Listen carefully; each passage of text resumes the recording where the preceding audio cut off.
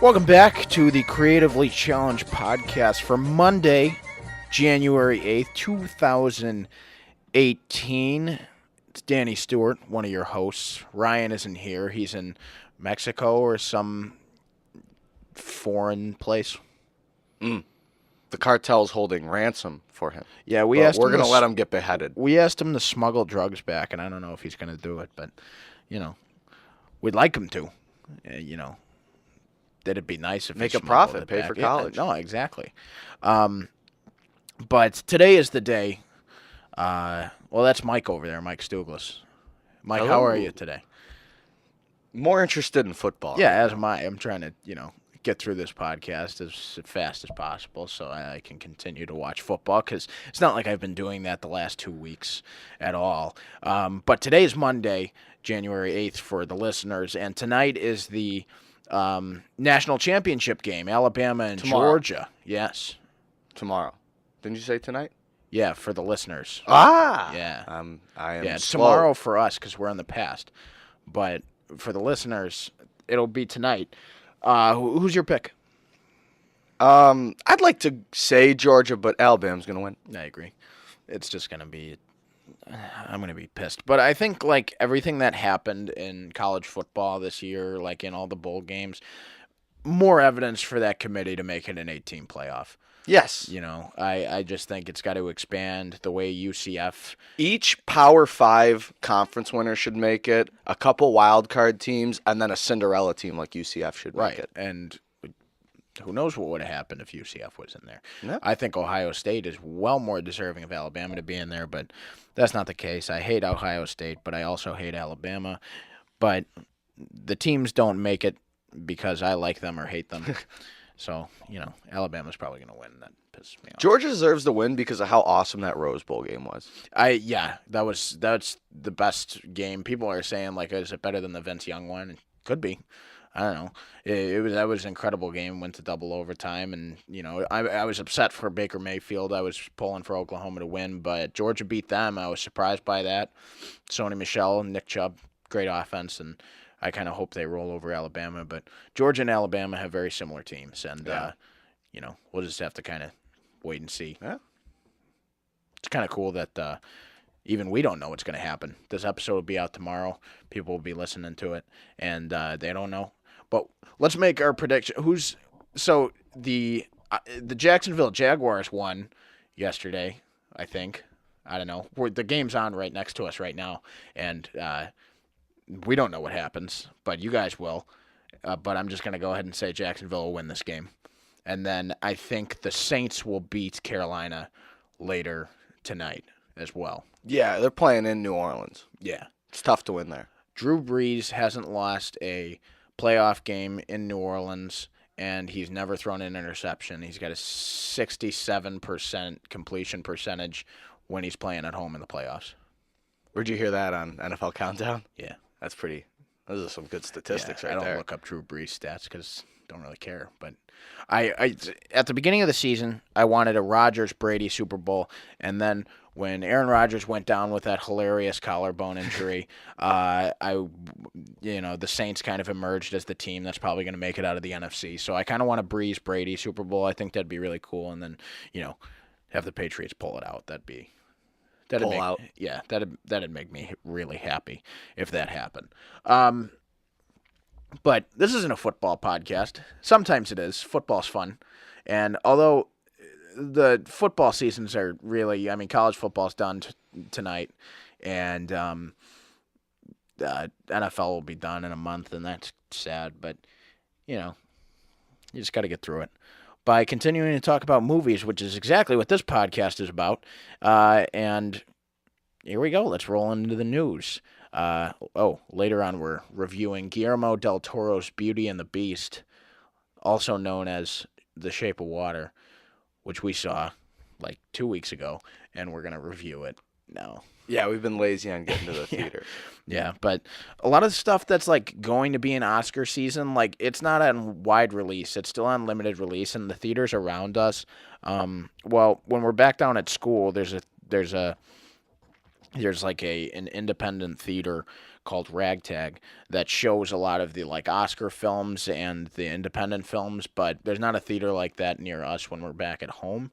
So next week we'll have a wider range of films to try and do, but we've been pretty limited, and also it was the holidays, so Let's get into the yeah, news. let's slide a little bit. All right, so first news topic.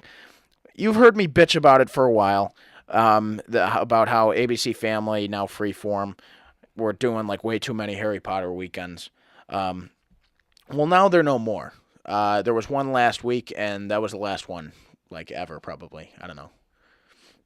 Because HBO has the rights now to stream all 8 Harry Potter movies, and you could do that right now. You could go on HBO Go and stream all 8 Harry Potter movies. But even though I was bitching about the Harry Potter weekends being like there were way too many of them, I kind of miss them already because like they were an event. I mean that last year of them, obviously, like they went too much with it, but like beforehand, it was awesome. ABC Family was the only place you could watch the Harry Potter movies. The thing is, I don't know if HBO will be doing the marathons like the weekends, the Harry Potter weekends. I think they might just occasionally show, Goblet of Fire or Half-Blood Prince or something like that, and not maybe show them in order. And that was the thing I liked most. The commercial sucked, but just being like, oh, Goblet of Fire's on, Order of the Phoenix is next. All right, Yeah. let's sit here and do that. I don't know if that'll be a thing anymore. They might just occasionally show a Harry Potter movie. Yeah, because I didn't watch it, but it was last night or the night before. Goblet of Fire was on, and then right after that, it was that heist movie with Michael Caine and Morgan Freeman and Alan Arkin, and I was just like, "This is an Order of the Phoenix." But the thing I liked the most about the ABC Family ones were they'd edit in the deleted scenes from the film and put them in, and it'd make the movies longer. But like some of the deleted scenes were things that happened in the book that they didn't include in the final movie. So like those were cool, and I like how ABC Family always did that. But now it's no longer, and now that it's available to stream on HBO, like we come back to the point that I have all of these movies on. Yeah, we're Blu-ray. just I gonna can have to watch turn them on. Yeah, at any Whenever time. we're feeling it. Yeah. Because every year I like to do like some type of Harry Potter marathon of Right. watching all of them. Same that, and I feel like for the longest time we've been talking about having a Batman marathon, and we haven't done that yet either. And that's nothing. Yeah, That's that's three 3 movies. That's not hard to do in a day, especially since they're all just great movies. Yeah. All right, well, that's our feelings on Harry Potter. Next news topic. Star Wars related. We're 4 months away from Solo, a Star Wars story now directed by Ron Howard. And it is confirmed that his ugly brother, Clint Howard, is going to be in the movie because he's in all of Ron Howard's movies. He's that ugly guy typing at a computer, and I assume that's what he's going to be in this Star Wars movie. But that is irrelevant to this news topic. So a Lego set and a few other toys kind of revealed a little bit more details about the plot for Solo, a Star Wars story, and it actually got me a little bit more excited. I think this movie's still going to be a disaster, but I think it could be a lot of fun and a lot of action, Maybe it's just fan service up the ass in a terrible movie. Yeah, and which I would be completely okay Gets with. a 3 out of 5 if it does that. So this Legos, there were a few toys that revealed Death Star troopers. Now, let me get this fine and clear. If the Death Star shows up in this movie, I'm going to be pissed because Han doesn't. That'd be a gigantic plot hole. Han doesn't know what the Death Star is in Episode 4, so why would he know before then? Let's end the conversation there because clearly you feel the same. Okay, but the new Lego set reveals a younger Millennium Falcon, and it's called the Kessel Run Falcon. So we're going to see Han make the Kessel Run in 12 parsecs in this movie, and that's just awesome.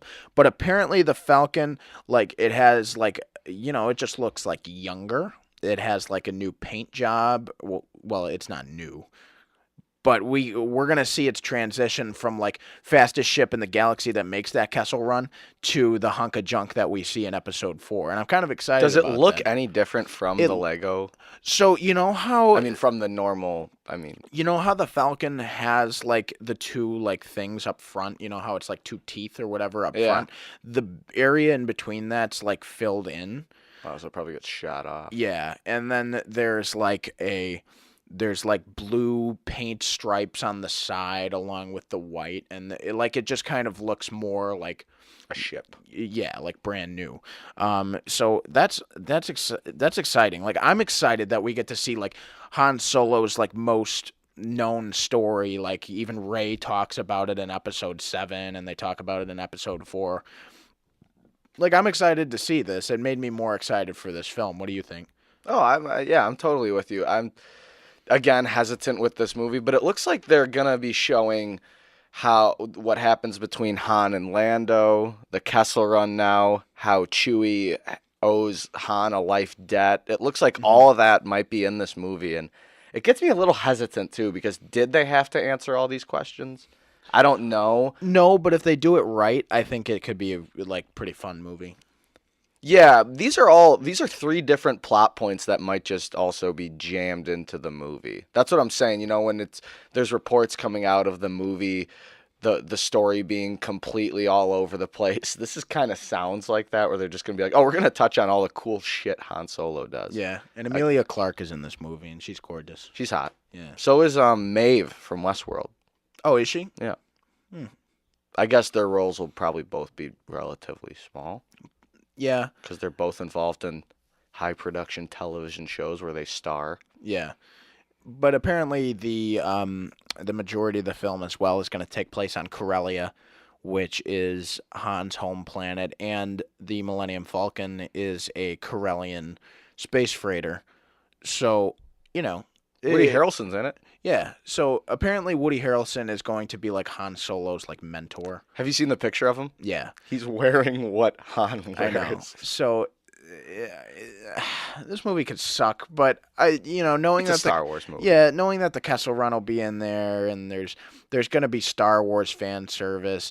There's going to be a lot of stuff to be excited about in the movie. Like I'm giving it a little bit of a chance now because before knowing that the Kessel Run was going to be in there, like I really didn't know what they were going to do. But now it gives me a better idea, and it got me a little bit more I excited. want a fucking trailer already. I mean, my Yeah, God, that movie it comes out in 4 months, and there's no trailer. All we have is that very bland poster that just shows the title of the movie. So that's good on Star Wars and Disney's marketing team that they have nothing put together, and the movie comes out in 4 months, and they haven't released toys or anything like that. People don't even, beside like hardcore fans, not everyone probably even knows this movie's coming out. No, and I mean, do people even want to see it? Probably. I mean, it's probably going to make a lot of money. I'd like to think it makes a lot of money, but there are probably some people who will just refuse to see it because they don't want to know more about Han. I don't know. Let's move on. Yeah. So, Lindsay Lohan, who hasn't been in the news in a very long time, she got weird after a while, but then she figured it out. Now she just kind of does nothing. She wants to be Batgirl in Joss Whedon's Batgirl. Now, I don't have a lot of opinions about this. Lindsay Lohan was like a childhood, sweetheart. I had a crush on her in the Herbie Fully Loaded movie. And then she kind of got really weird. But now she's back and doing acting, and she wants to do Mean Girls 2, which I guess is kind of cool. I like Mean Girls. And Mean Girls is a great movie. Anybody who says otherwise is an asshole. As an asshole. Yeah. But her being Batgirl, I don't know. She's just got that Lindsay Lohan face. Will it be able to make a comeback to be like Batgirl? I don't know if you're Lindsay Lohan. I don't know if this is going to put you back in the spotlight considering what we know about DC Universe. Well, they mentioned Emily Blunt possibly being the choice. Much better choice. No, I mean, Academy Award winning or nominated? Neither. Golden Globe winning. Ah, Golden Globe winning. Still an acclaimed actress. Yeah. Playing Mary Poppins this year. Oh, that's this year? That's this year. I think Dick Van Dyke's going to die this year. Didn't like someone His brother just died. His brother just died. Yeah. I saw he's in Mary Poppins. Yeah, So but is Bert he's coming back? no, he's not playing Bert, I guess, because she's playing Mary Poppins, so a younger person has to play Bert because they're like continuing right after. Well, I think Lin-Manuel Poppins Miranda's or playing like that Bert-ish role. I don't know if his name's Bert, but he's playing like that role. I don't know. I like Mary Poppins. That's a good movie. No, we're not talking about Batgirl though. No, it kind of tells you how minute this story is. Yeah, I mean, so the DC universe is just in a shit show. Who left? They're like Jeff Johns, who they put in charge of creative like not that long less ago. than a year. Less than a year ago. Yeah. And Ryan was super excited about that because he reads his comics and all that stuff. And Now this guy's Now leaving, he's and leaving. Ben Affleck's gone, and it's just a disaster. Other than Wonder Woman, and that's just a goddamn shame. But if Lindsay Lohan wants to go down with the ship, then let her. I think she could be a good Batgirl. you do? No, but it's cool to see Lindsay Lohan and stuff. Like I said, I had a childhood crush on her, so that was all right. But I don't know. DC is not doing well, and I don't know if Lindsay Lohan is the right route. That's probably why the story is Lindsay Lohan wants to be Batgirl rather than Joss Whedon wants Lindsay Lohan to be the Batgirl. So you're probably not going to be seeing Lindsay Lohan as Batgirl, but you might not be seeing a Batgirl at all because we don't know what's going to go on. Hey, with, if someone listens to this story and really wants it, they might start a petition. what if Lindsay Lohan? We know Lindsay Lohan listens to this podcast. Maybe she, or Joss Whedon. Maybe he's excited and he wants to get Lindsay Lohan in the Batgirl costume, be Barbara Gordon. You signing that petition? I'm not signing that I petition. wouldn't not sign the petition. Like, if I got, emailed, I'd probably, go on and sign it, as long as they don't make me sign up for, an email list, which is the worst thing ever. This is nonsense. Every time, you order something online or, you do whatever, they give you the option to get, promo codes and bullshit in your email. Right. Even when you click off the fucking thing, they still send you shit. They do. It's stupid, dude. I feel like I unsubscribed from, who's one that sends me stuff? Pornhub? Yeah, I feel like I unsubscribed from them they're 3 times a week. No, it was change.org. I've had them. I've had them. I signed a petition one time, and I got emails from them once every other week, and I unsubscribed from them all the time. It's bullshit. I'm done ranting about email lists and whatnot. We got off track twice on the Lindsay Lohan story. Clearly, it's not a very strong story. No. Unsubscribe from all email lists that annoy you, and if they continue to email them, call and see if you can speak to a supervisor that could remove you from the email list, and say you won't hang up until you get removed from the email list, and then you be a pain in the ass to them.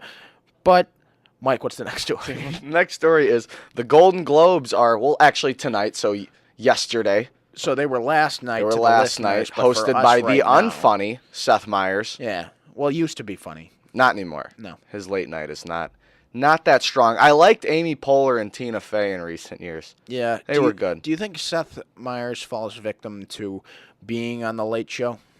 Yes. Not everyone has that charisma, Not everyone has the Conan vibe. But Conan and Jimmy Fallon both did. What Conan and Jimmy Fallon both got the Tonight Show after their Right. stint on the Late Show. But Seth Meyers doesn't have what they do. I don't think he has good stage presence at all. I don't think he's a good interviewer, and I really don't think he's a good host. No, I think he's just a better stand-up comedian. Yeah. He's got good delivery on his jokes, but I don't think he's meant for so maybe he does okay at the Golden Globes because it is kind of stand-up. But I mean, have you seen the promo? No.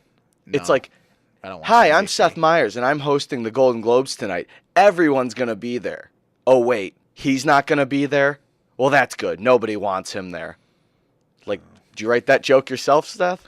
We get it. You don't like Trump. Please just host the fucking show and announce the goddamn awards. No, I have been seeing Kristen Bell is hosting the SAG Awards. I like that. Yeah, I like Kristen Bell. Yeah, and she has a pretty funny commercial on TBS about wardrobe changes and I think she's stuff. really funny. Yeah, she's funny. So she's hosting the SAG. I'd like to see Jerry Seinfeld host an award show. That's so not him though.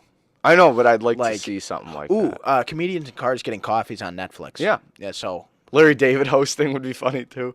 He was at the LA Rams Yeah. game last night or 2 nights ago for you listeners, and they played the frolic theme from Curb Your Enthusiasm. Before we name everyone in Hollywood on who we'd like to see host, Seth what are you Rollins. expecting from the Golden Globes? Let's say, not in terms of, let's not get into like the politics and shit like that, because we'll just get bogged down. But what are you expecting to win, like Best Picture or something like that?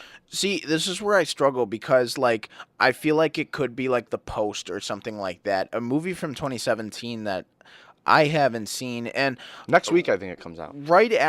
So right after the news, Mike and I are going to rank our top 5 movies of 2017, and some people might wonder why I'm missing like The Post or anything that kind of came out towards the end of We the haven't seen year. everything. Yeah. We didn't see everything, and so those movies are expected to kind of like have a big night at the Golden Globes, and I haven't seen them, so I don't want to go ahead and say what's going to win Best Picture tonight because I don't I really don't know.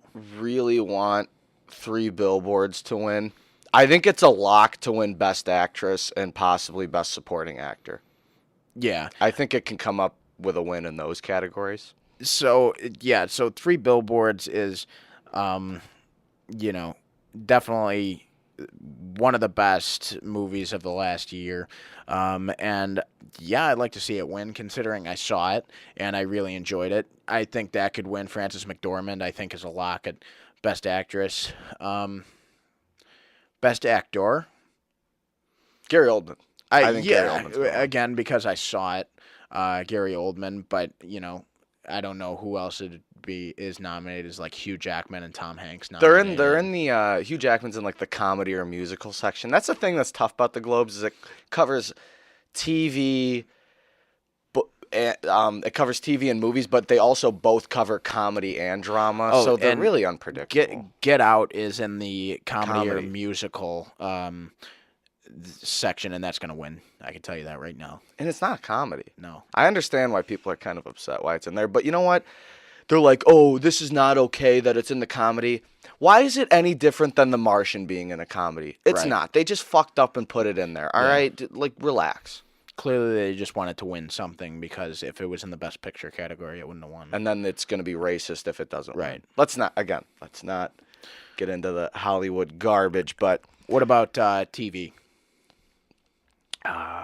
Thrones. shit. I'd like to say Thrones. I'm really pulling for David Harbour to win in the category Stranger Things. he's in. Ooh, Stranger Things is going to be back. So, Stranger Things or Thrones. But did Veep have another season? Because Julie Louis-Dreyfus might fucking sweep the show again. Or did they not I'd have have a to new pull up season the this awards. last I'm year? not sure if it's on there. Again, like this is not an easy thing to pull up. Like IMDb does not have just a simple like list of all. They only have it when it's like nominated. Yeah. It's fine. It's whatever. We don't have to. It's whatever. Clearly, we're not as prepared for the Golden Globes, and some people might say We were "You very guys prepared are for the Oscars last year. Yeah, a movie review podcast. Why aren't you prepared for the Golden Globes?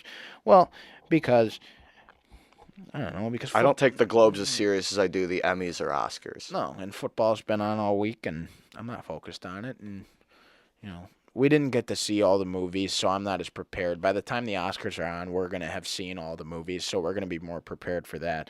But I guess we are more prepared for the TV section. So Definitely. we're pulling for Stranger Things, and we're pulling for Game of Thrones. So those are kind of our picks. But we didn't, since it is a news topic, we didn't want to get too in depth. But Mike, what's our last news story here? It's confirmed. The dread is confirmed that Game of Thrones will not return until 2019. And to make it even worse, they didn't give us a season to when it would come out, like fall, winter. They didn't give us that. Like Westworld at least gave us spring 2018, so it's coming soon.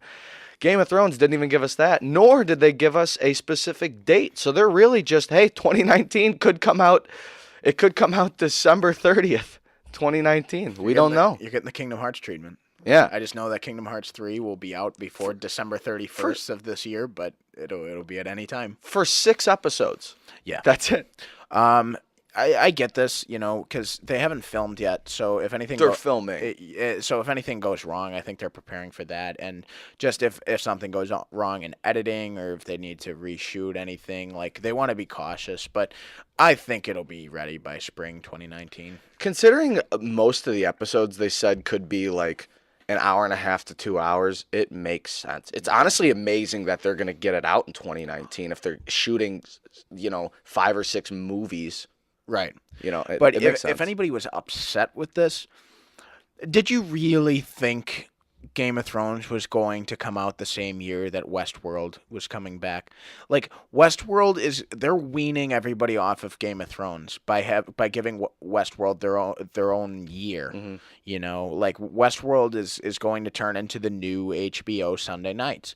So they want to give it its own thing. So I kind of like that they're doing this whole switch off thing. Like last year was Game of Thrones, the year before that was Westworld. So I kind of like how they're going every other year. But since 2019 is going to be the last Game of Thrones year, when season 3 of Westworld is going to be 2020. Well, I'm already kind of done with 2018 because Stranger Things, Game of Thrones, and Peaky Blinders all don't return till 2019, and those are my 3 favorite shows on television.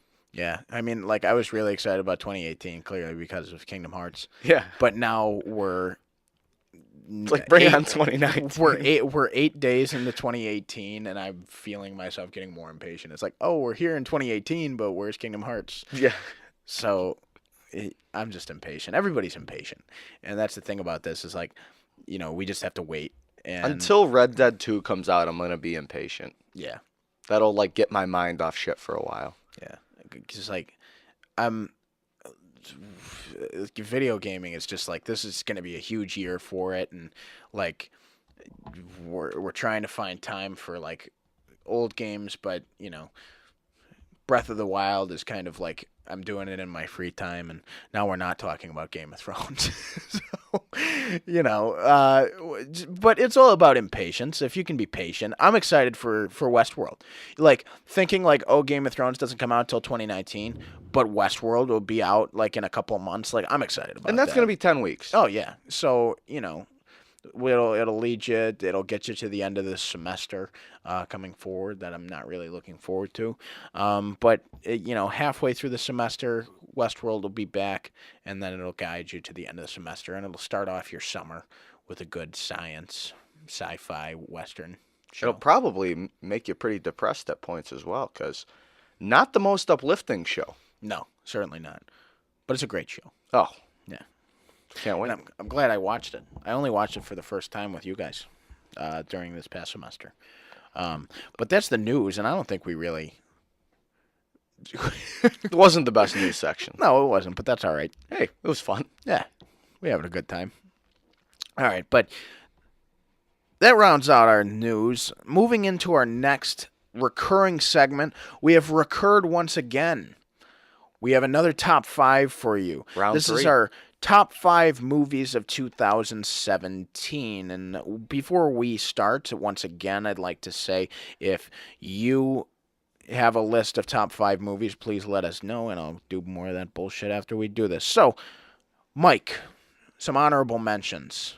Because there were so many... I'll do my honorable mentions. You do your honorable mentions. 5, yep. 4. You'll do that. All right. My honorable mentions. And, man... it pained me to leave these movies off because I did a top 10 list last year on my movie reviewing website, and even that was hard to leave off movies that didn't make the 10 because you see a lot of movies. Mm-hmm. So honorable mentions: Guardians of the Galaxy Volume 2. Really enjoyed that. A lot of fun. Not as good as the original, but still a lot of fun. Better soundtrack than the first one. Yes. War for the Planet of the Apes. Great performance by Andy Serkis. One of the most stunning movies to look at this year, and a really good conclusion to the Caesar trilogy. And this one was tough. Wonder Woman did not make my list. Oh, really? Wonder Woman did not make my list. The second best superhero movie this year. Wonder Woman, when I got out of seeing it, I said to you guys, Wonder Woman might save the DCEU, because I said it before. Yeah. I saw it before you guys.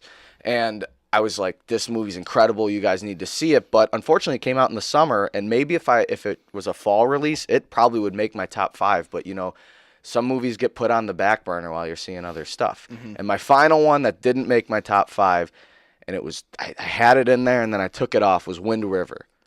I loved Wind River so much.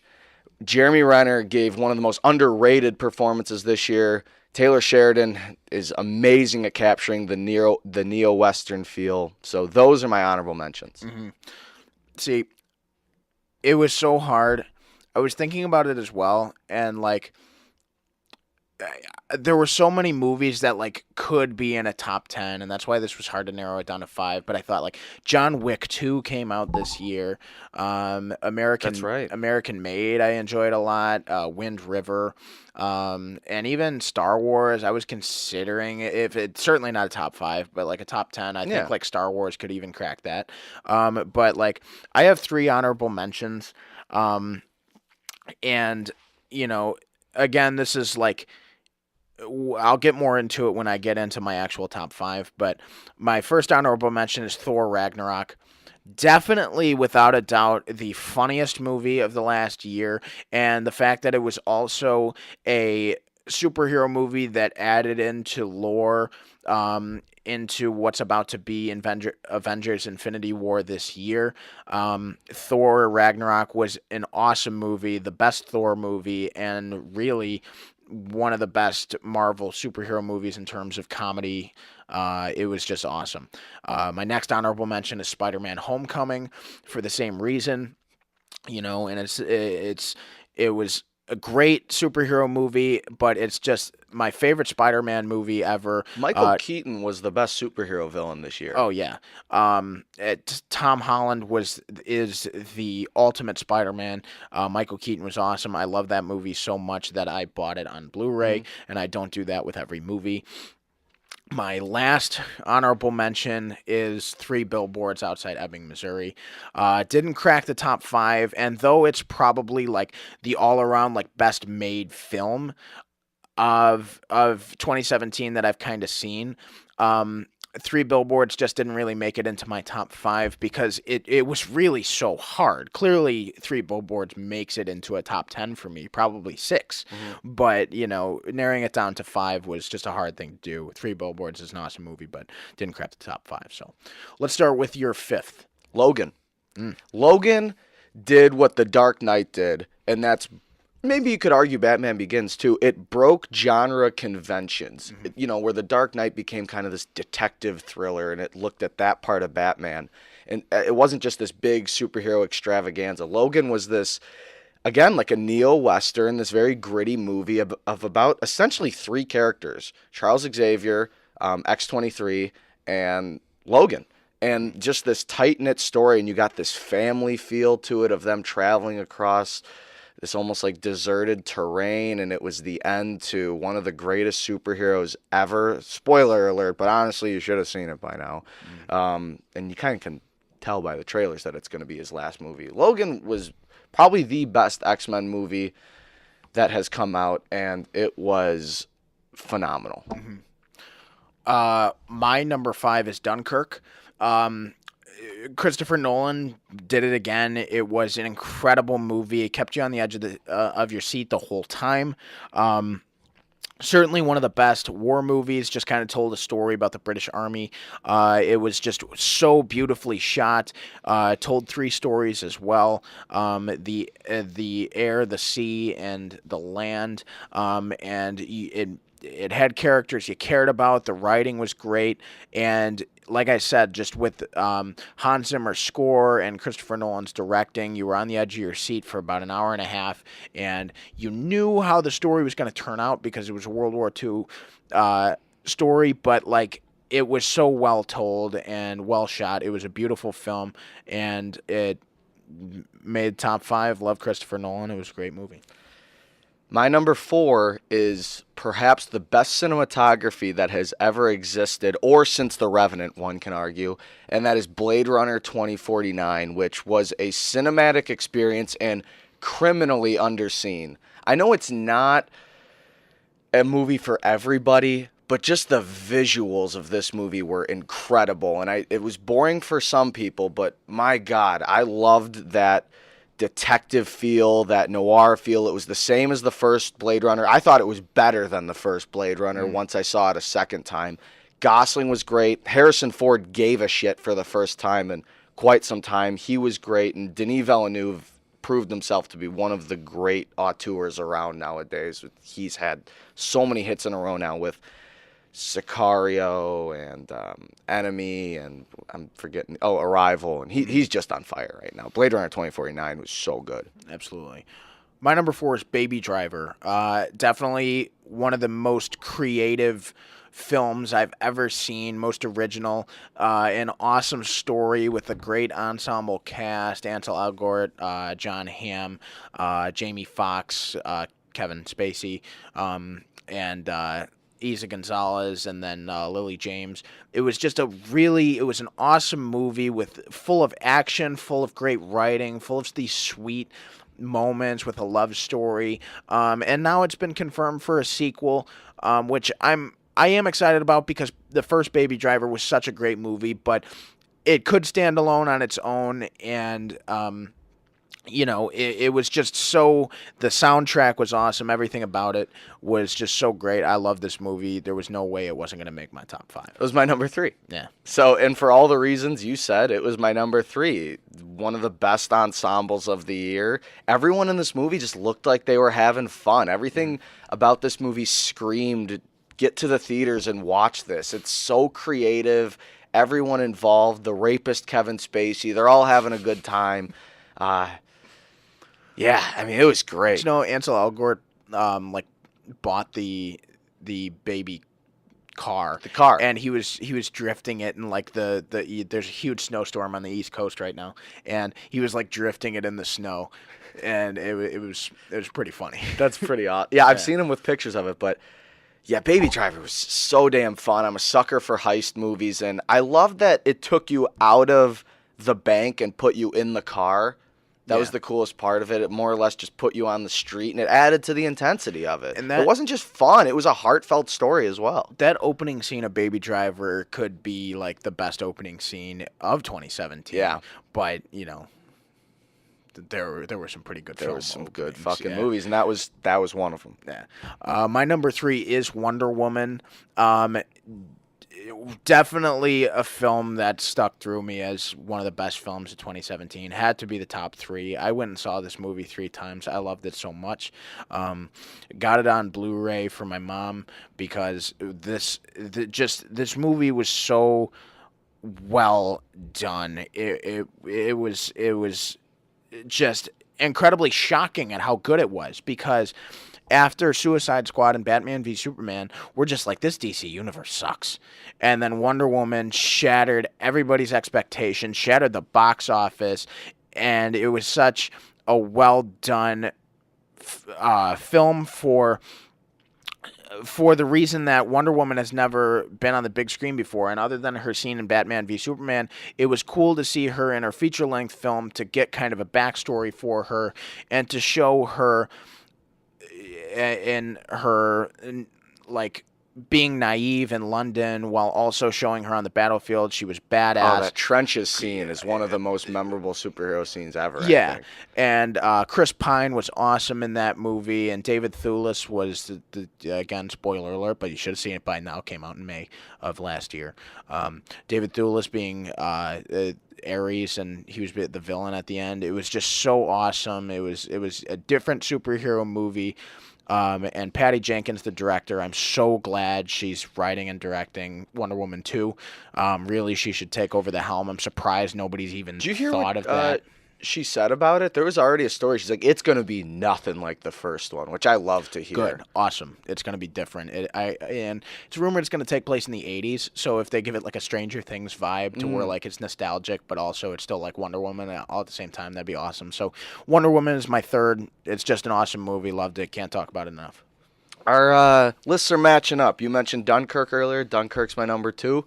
For all the reasons you said, I think technically it's the best movie of 2017 because it told a story without having much dialogue. You developed character. Tom Hardy was even developed from beginning to end, and he has 10 fucking lines. Yeah. Mark Rylance, he was amazing. You know, the subtle head nod he gives to his son of like, this is okay what you're doing. It's like when Kenneth Branagh is looking through the binoculars and he's like, it's home. And like that scene, just through the music, it was so empowering. And it was such a rich movie. And it's like, are these people going to get out of this hell that they're stranded on? And That idiot George goes blind. Idiot George goes blind. You know, all the great things. Cillian Murphy as well. He doesn't go blind. No, he blinds George. Cillian Murphy blinds George, but Cillian Murphy was awesome. Shivering soldier. Cast. That's what he's credited as. Yeah, and he was great. You know, it was just this movie that wasn't overly dramatic or overly Hollywoodized. It was just, this is what happened. Yeah, it was so well done. My number 2 is Blade Runner 2049. And when I was creating this list, I was just like, I was almost surprised with myself that I put it at 2, but then I was just like, no, this movie was incredible. And when I was able to sit with that movie and really think about how great it was compared to the rest of the movies of 2017, I had to put it here. Denis Villeneuve made a beautiful, beautiful movie. That scenery and everything with the score just sits with me. And I can study to it, but think about it, just how well done the movie was. Ryan Gosling was awesome. Harrison Ford was awesome. The movie was so well done. And being a sequel to a movie that's 30 years old, 36 years old now, like, that's incredible, and I'm so, like, I again, like I said, I was shocked that it ended up here, but I'm not all at the same time. I love this movie so much. Everything about it. It's a long movie, but the fact that that's the only thing wrong with it is an incredible journey. It's an incredible movie, and Blade Runner 2049 is my number 2. It digs its hooks into you right off the bat when it's just the shot of those solar panels. And it's just Ryan Gosling just flying. And that's what I was saying. Like, if it weren't for that, seeing the opening scene of Blade Runner 2049, Baby Driver would have the best opening to a movie in 2017. But then I was just like, Blade Runner's opening was awesome. Yeah. What's your number 1? My number 1 is, just missed your cutoff, is 3 Billboards Outside Ebbing, Missouri. I praised it when we reviewed it. I gave it a perfect score, and I didn't know at the time if it was my favorite. It was in contention, but I thought about the movie for a week after I saw it, of breaking down the characters and all the underlying messages in it and how it handles relationships between people and police officers, and it also gets into how to deal with anger and all these other subtle social undertones without beating you over the head. And it has a lot of really good messages to say. It's an amazingly written film, and it has, again, a Western vibe to it. The score was really good. The soundtrack was really good. And I think really the 2 best performances of the year, with Frances McDormand and Sam Rockwell, in my opinion, because of how much I love the movie. Sam Rockwell starts the movie as just pure scum, and somehow by the end, he's a likable guy. I don't know how they were able to do it. When you watch it, you'll see, because you start the movie, you're like, this guy's a piece of shit. And then one of the things he does halfway through the movie, when he walks across the street into the guy's office and lays a beat, and it's like, whoa. Mm-hmm. It's just so many times I got hit in the gut by this movie while I was also laughing. I don't know how Martin McDonagh was able to do it, but fucking hats off to him. I love this movie, and I can't wait to watch it again. Right. My number 1 for 2017 is Logan. Logan was my favorite movie of last year because, like you said, it broke the genre of the superhero film. You know, I mean, it's definitely in the top 5, if not top 3 superhero movies ever made, in my opinion, because of what it did so differently. It was a Western film with such an emotional undertone to it. Like, it made me feel like so different, like Dark Knight quality almost. I mean, like, it's not better than The Dark Knight. Dark Knight's still my favorite superhero movie of all time, but it had that similar feeling. Like, I've watched Logan like probably around like 5 or 6 times now in the last year, and every time I still feel the same about it. It's so well done, well made. James Mangold is the director, and like Hugh Jackman's performance in his last role, and Patrick Stewart's last performance in his last role as Professor X. It was just so awesome to see that, especially since like the X-Men, overall the X-Men like universe doesn't really have the best movies. I mean, there are some diamonds in the rough, but this is without a doubt the best X-Men movie. It's my favorite X-Men movie. Daphne Keane was awesome as X-23, and it just added so much emotion and substance to the superhero genre as well, and it really stood out, and it's my favorite movie of last year. One of the great end credits songs as well. Oh, Ends yeah. with Johnny Cash. And, as and the let's not man talk about comes the around. trailer. Like the trailer Is was hurt. hurt, Yeah. and I think that's the best trailer of all time. It could be. Yeah, and that's because of Hurt, and it set up a tone for this movie, and then the movie backed it up as my favorite movie of 2017. It was a great movie.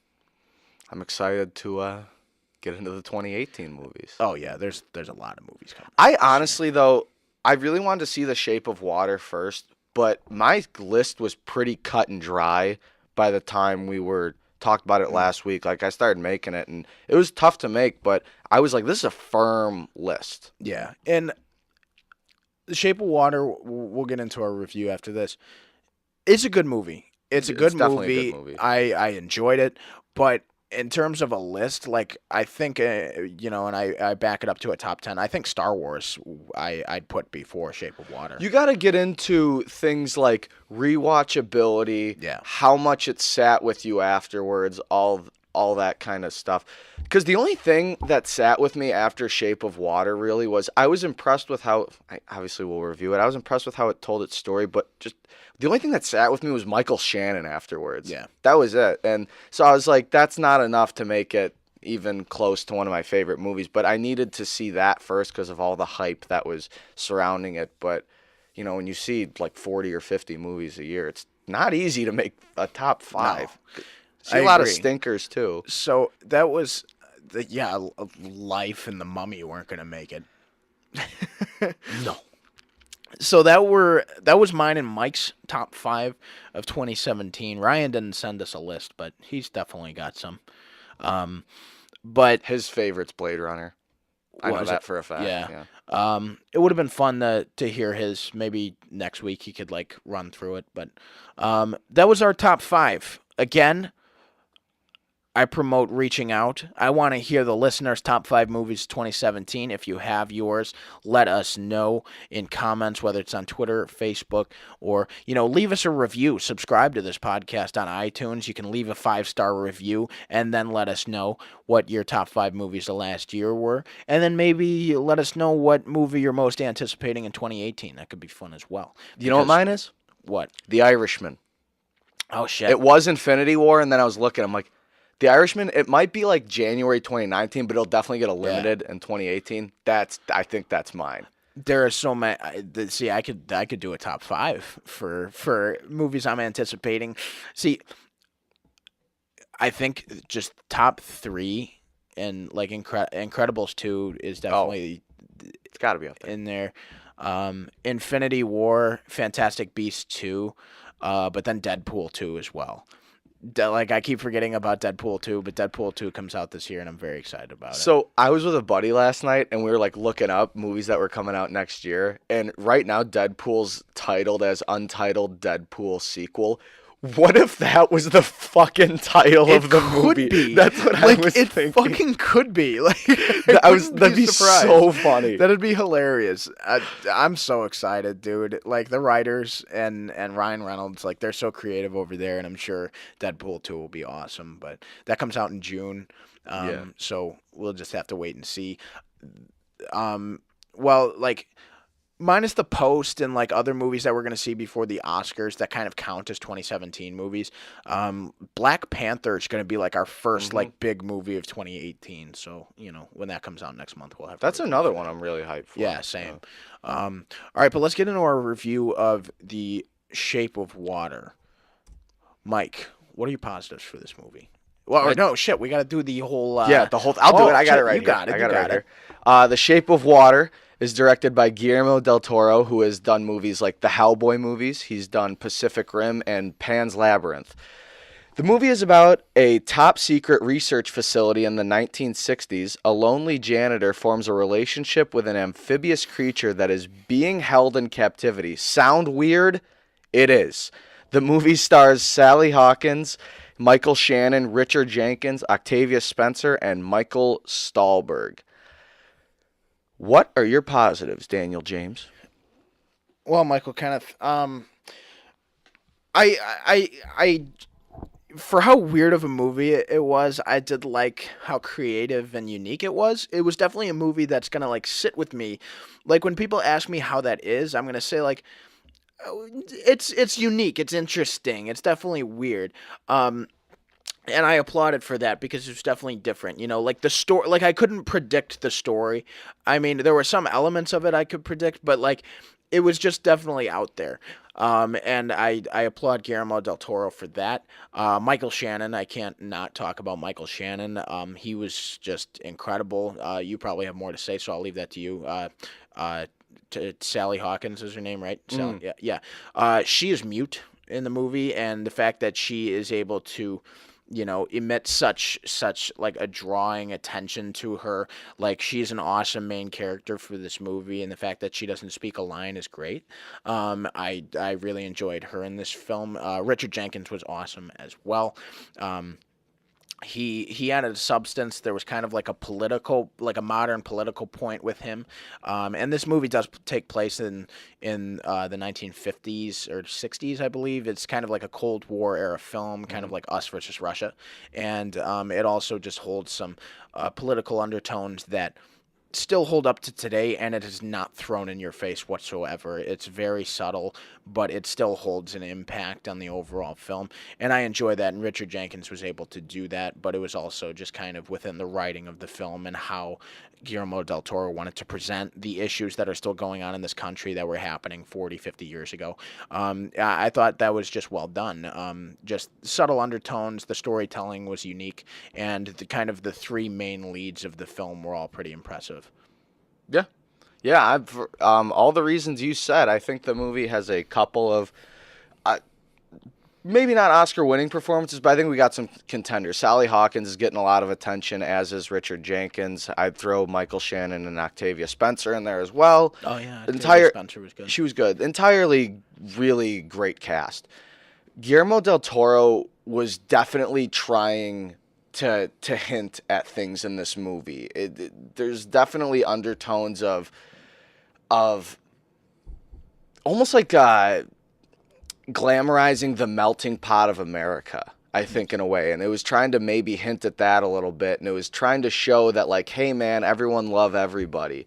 And I really appreciated that. It had like a hippie vibe with Richard Jenkins, I feel. Yeah. So, yeah, I appreciated it for all those reasons. He's Guillermo del Toro. He's very ambitious in this movie. He sets out to conquer a lot in 2 hours. And I would say, for the most part, he's successful.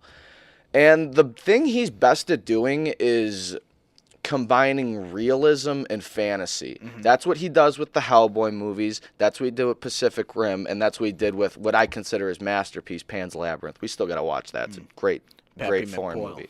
What? Pappy McBoyle. Guillermo del Toro. Oh yeah, Pappy plays McBoyle, and It's Always in It's Sunny. Always Sunny. Yeah, absolutely. He has the bird on his head. Yeah.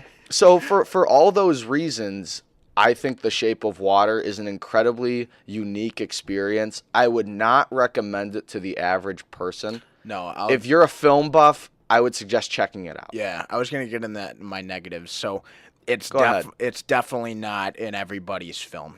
Like I think you and I were able to pull some more positives out of it and still like enjoy the film for what it was because we've been studying film for a little bit, and we're able to break down things that I think no regular audience goers can't. And so that's where the film falls victim. It's definitely kind of more of an artsy film that like film buffs will definitely have more fun with than just regular moviegoers. And that's kind of obvious. it's just not made for the regular audience. I'd also say, I think Ryan agreed with me, was that at some points in time, like the Soviets versus U.S. was a little forced, and sometimes it was just like, is that the main plot of the story, or is like the amphibious creature the main plot of the story? And it was just kind of like, at some points it was a little bit too much of a juggle.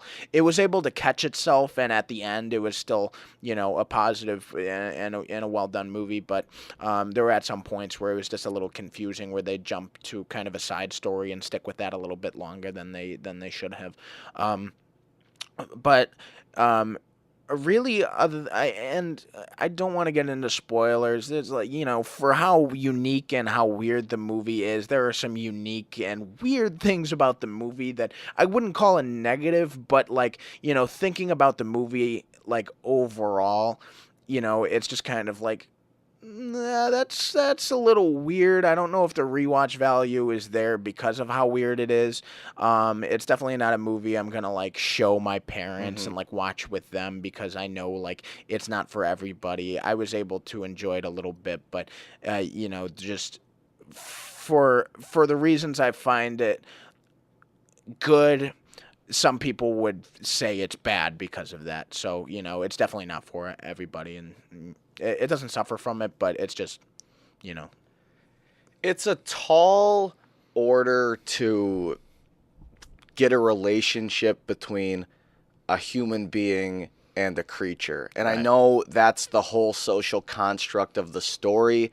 And at points, I'm like, okay, but at points, they were handling it almost like it was human and human, like how their relationship and how they were communicating with each other. And I'm like, I'm not buying this. I know the whole point is to humanize the creature, but I still couldn't get behind it, whether it was because it was weird, or I think the movie actually could have benefited from being 2 hours longer, because I was never bored, personally. Or there was a point in time, like you said, where they were focusing maybe too much on the Cold War aspect, because their relationship develops at a very fast speed, and that's where I fell off whenever they connected with each other. I wasn't with it, and I appreciate everything that was going on around it. The side stories were my favorite components of the film, especially with Michael Shannon. Yeah. And I do think we get some great performances from Sally Hawkins and Richard Jenkins, but I couldn't get behind their motives too much, because it was that blending of realism and fantasy, and the realism didn't always come through, and it felt a little fantastical at times, where almost like a fairy tale. Yeah. And it wasn't believable for me. And their relationship, I was just constantly having trouble getting behind. And I think he did the best he could, but it's just a tall order. Yeah, I agree. It's hard to completely. penalize him for it, but unfortunately for me, that it was just, I didn't care about the romance too much. I just didn't. I agree. All right, so let's score the sucker. What are you giving The Shape of Water? 3.5 out of 5. I could see how some people love it, especially if they're film buffs, but I would not recommend it to the average viewer. If the story intrigues you and you're like, oh, maybe this is goofy and I'll check it out, then do it, but just know what you're getting into. Definitely an afternoon DVD film rather than maybe going and seeing it in the theaters. I'm giving it a 3.3. And, I can tell it's well made. It's for film buffs. Definitely not for everybody. There are positives. It's not a bad movie, but, it's definitely not the best movie of last year. But maybe it could make some noise in award season. So our average out there is a 3.4 out of 5 gold blooms. So that's around a fly, or a, whatever. That's fair. Whatever 4 is. That's totally fair. It's definitely It's weird, goofy, like the fly. yeah. It's goofy. Where would Jeff Goldblum have fit into The Shape of Water? He would have fit somewhere. Definitely. He would have fit somewhere. Maybe the lab tech, the guy who's like always like freaking out. Like, Oh, that was like Michael Shannon's bitch, kind of? yeah. He's like, get out of the fucking guy car. who kind of like ran the That facility. would be Jeff Goldblum. Yeah, I agree. Yeah, I think Jeff Goldblum would have fit there well.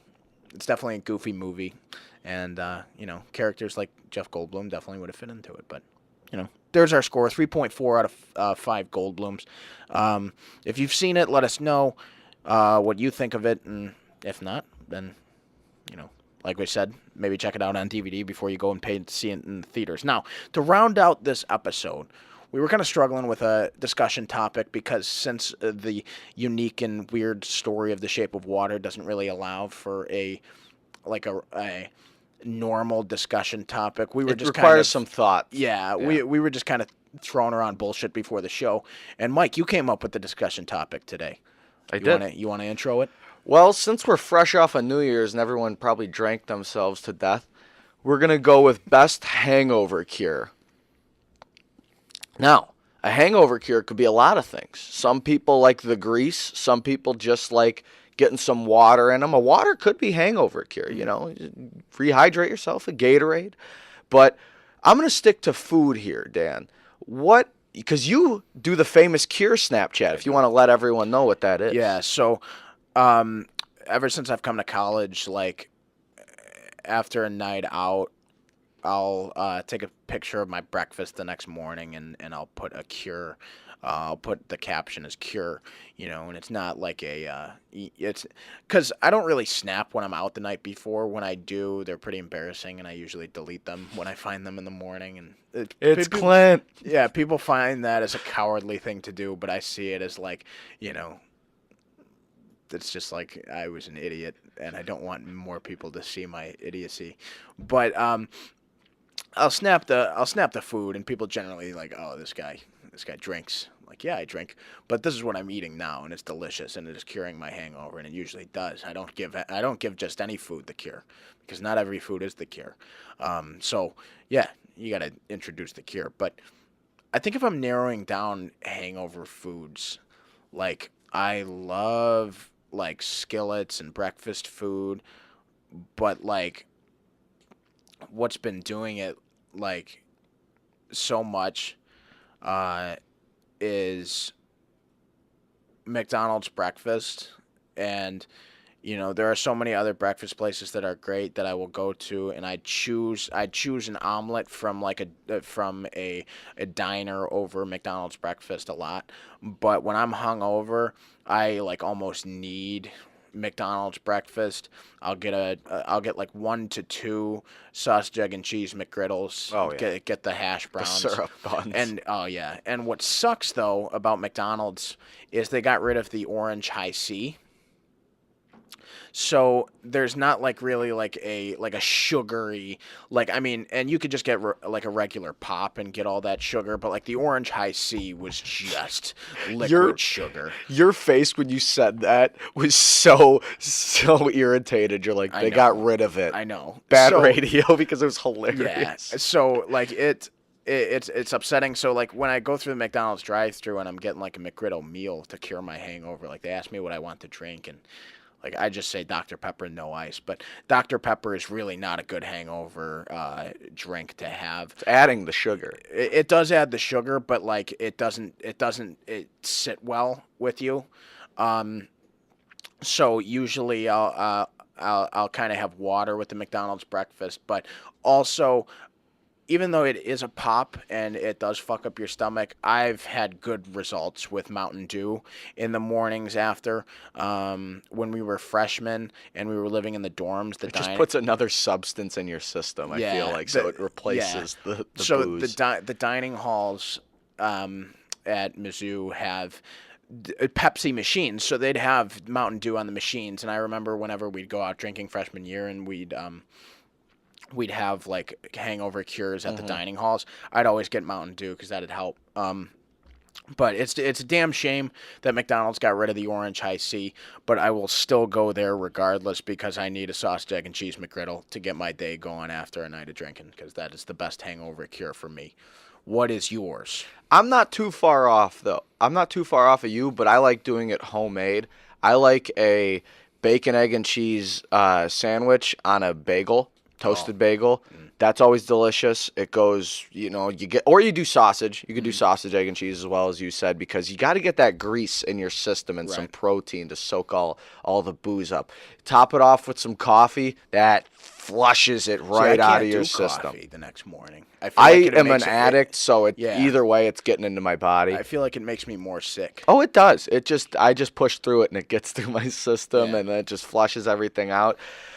But that's just coffee being a part of my day. But I have been saved a couple of times by the bacon, egg, and cheese with a bagel bun. Mm. It's damn good, and there's nothing like a home cooked meal. The only bad thing is you got to watch it get cooked, and you're tempted to eat the Right. bacon raw. And that's what I can't do is prepare my own food after a night of drinking. So like I applaud you and your ability to do that because you've done that several times. You've even made me sausage. Like you just made like a whole pack, and we've had that. But like there was this one day, it was last year or the year before last, where we went out the night before, and we both woke up like really early. So like it was a bad hangover because we woke up at like 8. You might have felt a little better than I did, but you had made breakfast and like you asked me if I wanted any. I was like no, and I ordered a like a skillet from a diner That'll and do had it. had it delivered to me because I wasn't moving. And then I lived on that skillet, M&M's, Mountain Dew, and then I think for dinner I ordered like wings probably or pizza.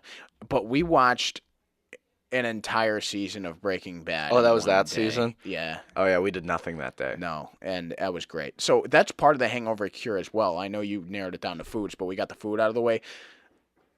That's another thing about football being gone is usually football is part of the Yeah. hangover cure. We did that last week during New Year's.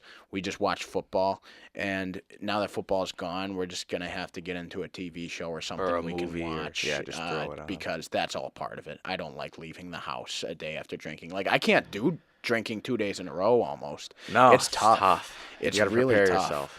And it's definitely like I had to prepare a week in advance just to do last weekend.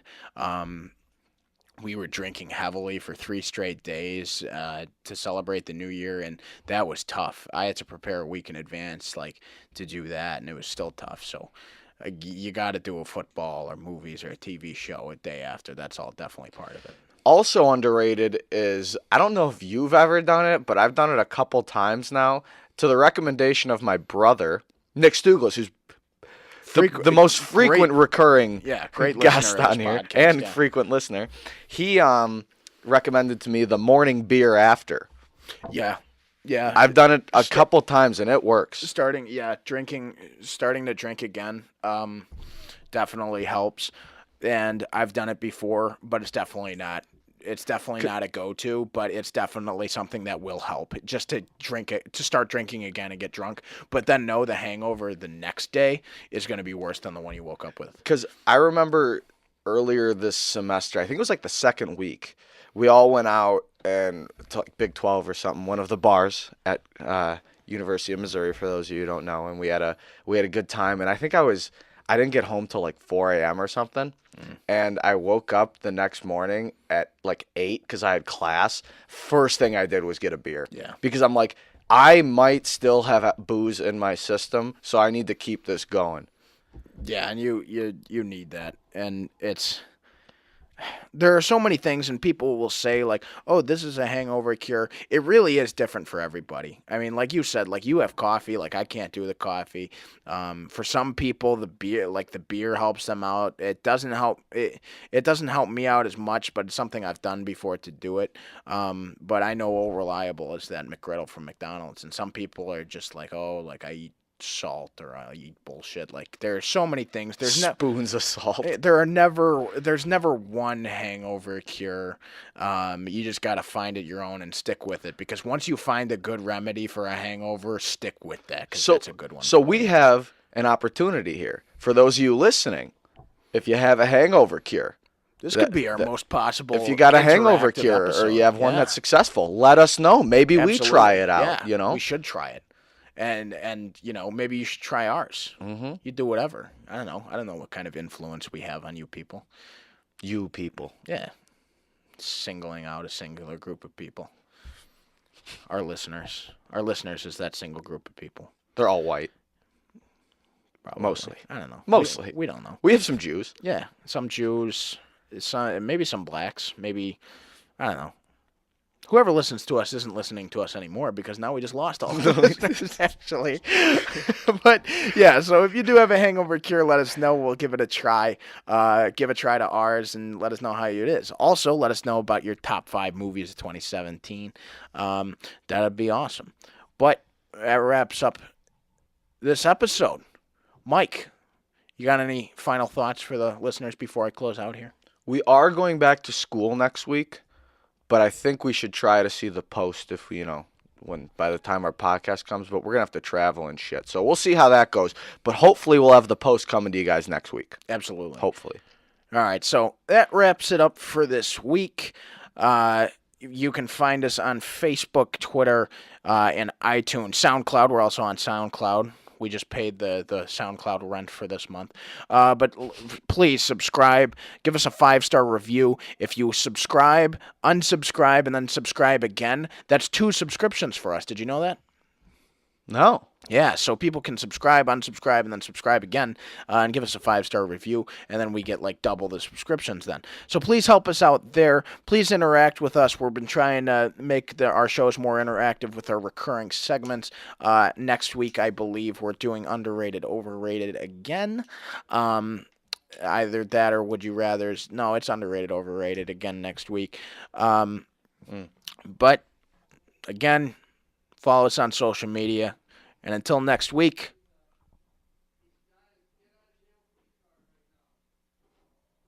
we'll see you later. Love you guys.